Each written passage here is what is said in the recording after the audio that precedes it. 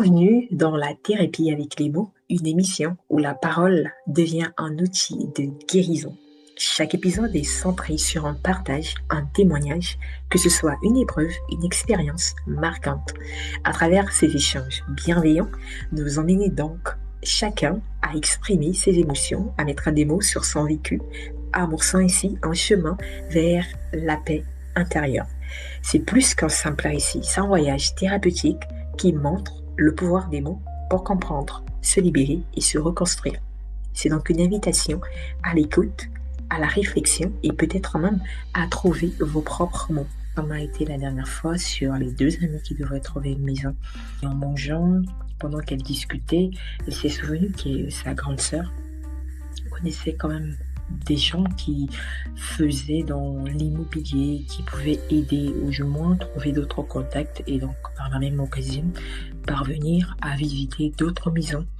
Et c'est comme ça qu'elle a appelé sa grande sœur et sa grande sœur aussi a été très active pour lui envoyer tous les numéros nécessaires pour qu'elle puisse contacter. Et au sortir de ce moment de déjeuner, elle l'a contacté et ensuite elles ont fait une, deux, trois maisons et elle a finalement trouvé son bonheur. Et la petite morale derrière cette histoire, c'est de se dire que en tant qu'ami, on peut avoir des bonnes raisons, vraiment les raisons quand on va les expliquer, ça se comprend parce que l'ami qui était en train d'aider son ami qui était rentré au pays juger en fait le choix par rapport à la cherté de vie, par rapport au coût, par rapport aux réalités. Elle ne savait pas la poche de son ami. En reste, elle n'est pas méchante. Elle partait sur une base de protéger son ami, de lui éviter des dépenses, mais vraiment de trouver quelque chose qui devrait l'aller. Ne sachant pas que son ami aussi avait une certaine vision qui va opposer son aide, ne le fait pas en ayant connaissance de ce que son ami veut de ce que son ami ne veut pas, mais elle peut le faire en étant limitée par rapport à ses propres barrières ou ses propres insécurités. Et dans ces genres de figures, le moyen le plus sûr, c'est d'instaurer la discussion, d'instaurer le dialogue.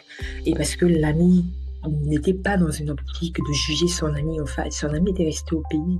Elle n'avait pas minimisé aussi pour autant dire que son ami, ah, tu restes au pays et tout, mais juste qu'elle avait une vision et elle était focus par rapport à cette vision. Et quand elle a trouvé la maison qui allait, elle a expliqué à son ami la vision. C'est-à-dire que je voulais une maison de telle façon, de tel type, de telle sorte, parce que voilà le projet que j'ai derrière. Et c'est très important d'être bien entouré. On a comme l'impression que ça reste que des discours, mais alors que c'est la réalité. L'entourage qui se tient à tes côtés peut vraiment te propulser, t'emmener aussi loin. Parce que les projets, tout le monde les a. Les rêves, tout le monde les a. Mais quand il y a des gens autour de toi qui arrivent vraiment à impulser la force que tu as déjà pour t'emmener vraiment à croire déjà en toi, à t'encourager, à demander des nouvelles par rapport au projet, ou simplement avoir des ondes positives, même si elles ne peuvent peut-être pas participer parce qu'elles n'ont pas les atouts nécessaires ou elles jugent qu'elles n'ont pas toute la capacité requise pour t'accompagner, mais elles peuvent être d'une grande utilité juste par leur présence. Et cette amie, ne sachant pas le projet qu'avait son ami au départ, elle peut aussi se braquer et dire « Ah mais mon ami, tu es rentré, moi je présente des maisons, tu fais qu'à ta tête, etc. » Mais elle est restée dans une attitude aussi d'humilité. Elle a accepté sa position. Pas parce qu'elle était moindre, mais elle s'est dit à ce moment que son ami savait mieux qu'elle ce qui lui correspondait.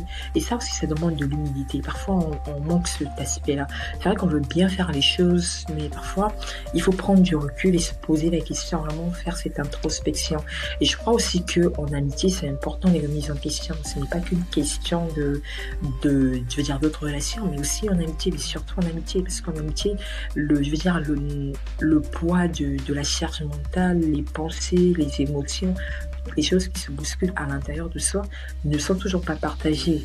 Et donc, si on ne prend pas le temps d'expliquer, vraiment de poser le diagnostic sur ce qu'on ressent, on va commencer à mal regarder l'autre ou peut-être même à avoir des écarts parce que l'autre n'est pas toi. L'autre ne peut pas savoir ce que tu penses, ou peut-être même les raisons qui t'ont poussé à agir comme ça. Et parfois, faire bien les choses ne veut pas dire que la personne en face de toi serait réceptive. Ou peut-être même quand il arrive que les personnes se trompent, la personne ne se trompe pas dans le but de nuire en tant que telle. Mais ça peut arriver. Il faut avoir l'humilité et surtout prendre du recul. Donc, dans ces cas de figure, il faut vraiment reconnaître les différentes personnalités ou peut-être même les personnalités qui nous dominent. Qu'est-ce qui nous domine? Qu'est-ce qui domine vraiment mon ami? Il y a des personnes qui vont vraiment avoir la personnalité, je veux dire, de leader ou peut-être même la personnalité de quelqu'un qui va être impatient, etc. On va dire qu'il y a à peu près trois classifications parlant des personnalités. Donc, il y a le type A. Le type A, ça va être des personnes compétitives, impatientes, agressives. Il y a le type B qui vont être calmes, flexibles, patientes. Il y a aussi le type C qui va être des perfectionnistes, des personnes qui vont parfois refouler leurs émotions, qui vont être vraiment dans l'optique d'éviter le conflit, donc fuir un peu la discussion, fuir un peu l'engagement. Donc, même en amitié, c'est important déjà de connaître la personnalité. Je suis amie avec quelqu'un, je suis amie avec une telle personne. Est-ce que je maîtrise vraiment sa personnalité? Il y a la personnalité quand la personne est vraiment elle-même. Il y a la personnalité quand la personne peut être stressée. Parce que je pense bien que les quatre personnalités, on peut les porter, hein, mais il y a forcément une des personnalités qui est dominante. Et maintenant, il faut savoir à quel moment cette personnalité est présente ou pas. Et donc, parfois, on arrive à simplement manquer soi-même de connaissance de soi. C'est ça qui fait qu'on projette cette insécurité sur la personne en face de nous. Mais la personne en face de nous n'est pas responsable à 100% des choix, des perceptions, des décisions, des peurs, des craintes, etc. Et donc, les différentes personnalités par rapport à Hippocrate, c'est vraiment les personnes enthousiastes, les personnes dynamiques, les personnes analytiques, les personnes calmes. La thérapie avec les mots se veut être un dialogue avec soi-même et vraiment poser ce diagnostic. Est-ce que dans cette session, j'arrive à déjà reconnaître quelle est ma personnalité et aussi les personnalités des personnes qui vont m'entourer. Je suis quelqu'un qui va donner, est-ce que je suis quelqu'un qui va s'attendre qu'à recevoir? Et il y a aussi les profils de personnalité. Donc là, les profils de personnalité, ça va plus s'orienter vers l'identité. Et donc, on va parler de personnes perfectionnistes, intellectuelles, rebelles, dynamiques, aimables, émotionnelles, enthousiastes. Et donc, vraiment, comprendre tout ça permet aussi de comprendre comment nous retrouvons dans nos relations. Est-ce que nous sommes dans l'optique d'attendre, nous recevons, qu'on nous donne, ou nous sommes dans l'optique vraiment de bâtir? Et vraiment, c'est tout ça qui fait que nous pouvons améliorer, construire des rapports. Parce que l'amitié n'est pas figée. Au même titre que nous évoluons dans nos rapports, dans nos diplômes, dans notre maturité émotionnelle, etc., l'amitié aussi évolue. Et il y a peut-être un besoin ou des besoins qui vont apparaître, mais ces besoins ne doivent pas être refoulés. Le besoin de croissance, par exemple, tu vas te retrouver avec un ami ou une amie qui n'a peut-être plus le même temps à t'accorder. Ce n'est pas que cet ami a changé dans le sens littéral du mot, mais cet ami peut-être est passé dans une saison de sa vie qui lui demande de se construire, de se poser. Mais ça ne veut pas dire aussi, parce que ton ami ne te l'a pas dit, que tu ne peux pas discuter avec. Et là, vraiment, je parle de l'amitié, hein, en mode vraiment ton intime, quelqu'un de très proche avec qui vous avez passé du temps, avec qui vous êtes. Donc, c'est pas quelqu'un qui est entre griffes, inconnu de toi ou inconnu de ton cercle.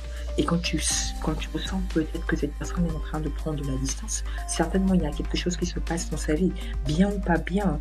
C'est pas toujours parce que c'est bien que les personnes se retractent, mais parfois la personne passe aussi par un moment difficile. Mais si on est toujours en train de voir nos propres blessures, comment on est en train de les projeter, on aurait du mal à comprendre aussi que l'autre est en train de traverser une saison de sa vie, peut-être qu'il lui demande d'agir comme tel. Et parfois aussi, il y a l'ingratitude. L'ingratitude, c'est-à-dire que tu es cet ami ou cette amie qui ne fait que donner. En retour, tu n'as pas. Donc, il y a cette défaillance ou ce déficit qui n'est plus comblé. Et ça fait que, au lieu de bien te sentir, mais tu sens un vide en toi.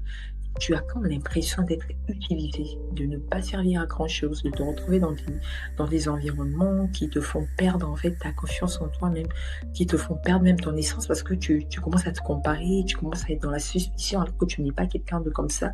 Et tout ça doit être des alertes. Tout ça doit t'alerter comme quoi c'est peut-être le moment de revoir ton cercle. Et comme je le disais, c'est évolutif. Évolutif, ça veut dire qu'à un moment donné, il ne faudrait pas rester naïf. Il ne faudrait pas juste rester parce qu'on est amis, parce que nous marchons ensemble depuis X années, que c'est normal que nous continuions de marcher ensemble. Il faut parfois s'arrêter et puis poser le diagnostic. Est-ce que ça vaut encore la peine de marcher avec ces personnes? Est-ce que ça en vaut encore la peine? Reste ami avec ces personnes. C'est pas forcément que l'ami est mauvais. Peut-être que c'est moi qui ne suis plus à même de recevoir ce que l'ami est en train de me donner, ou peut-être même aussi c'est moi qui donne et donc je ne reçois plus. Et si on n'est pas capable de vraiment parler, de vraiment discuter avec cet ami ou cette amie, alors dans ce cas de figure, je me réserve de dire que ce n'est pas une amitié. Parce qu'une amitié, c'est une transparence. Que ça fasse mal ou pas, il faudrait qu'on le dise. Et une autre anecdote encore, ça arrive aussi qu'il y ait des amis, peut-être, comme je le disais dans le cas de la petite histoire dans la recherche de l'appartement, il y aurait peut-être aussi des amis qui vont vouloir bien faire les choses, hein, comme je le disais, mais pas, je veux dire, le rendu ne serait pas comme on le voulait et autres. Mais dans ce cas de figure aussi, l'ami sait par exemple que la personne est en train de passer par un moment difficile, se dit que ok, je ne vais pas m'importuner avec ça, je lui dirai après, je vais essayer de préserver en fait sa paix, etc. et tout. Et l'ami dont on est en train de vouloir mettre un peu haut pour dire que bon, ok, je vais préserver sa paix, je ne vais pas m'importuner avec mes problèmes en ce moment et tout, elle aussi ressent quand même qu'il y a un malaise, mais ne prend pas la peine de venir vers l'autre ami pour peut-être instaurer le contact. Mais entre-temps, les deux pensent respectivement au bien-être de l'autre. Mais ça fait que rester dans ce cocon pendant une semaine, 2 semaines, un mois, 2 mois, 3 mois, ça finit par éloigner aussi, à créer quelque chose, alors que à la base, les deux étaient en train de se soucier. Donc le plus important, c'est d'arriver à communiquer. Et parfois aussi, dans ça, il y a cette notion aussi je veux dire, de simplement s'ouvrir, de ne pas se fermer, de ne pas avoir honte. Et parce on ne cesserait pas d'apprendre. Et l'amitié, c'est vraiment, je dirais, c'est vraiment un fil conducteur pour se découvrir aussi. Et je pense aussi on ne peut pas faire un long chemin seul. C'est pour ça qu'il y a des personnes qui se retrouvent sur notre chemin, des personnes qui sont là depuis des années, des personnes qu'on rencontre récemment, progressivement, et on sait comment les classifier, comment on peut réseauter avec ces personnes-là pour arriver là où nous devons être. Mais ça veut dire qu'il faut surtout faire preuve de discernement. Parfois, on va s'éloigner de certaines personnes alors que ces personnes avaient un rôle à jouer. Peut-être que la saison où cette personne est dans notre vie, nous jugeons inadapté parce que la personne ne nous renvoie pas les bons mots, les bons éléments. On voit la personne, peut-être qu'elle n'a pas assez d'argent. On voit la personne, peut-être qu'elle ne nous inspire elle ne nous inspire pas assez parce que voilà, on la voit juste dans l'état dans lequel elle se présente, mais on ignore que les années passent. Dans 5 ans, 10 ans, qu'est-ce que serait cette personne-là dans 20 ans, par exemple. Et peut-être pas juste en termes de matériel, mais vraiment en termes de personnalité, en termes d'inspiration, en termes d'humanité, en termes je veux dire, de cœur, en fait, de vérité.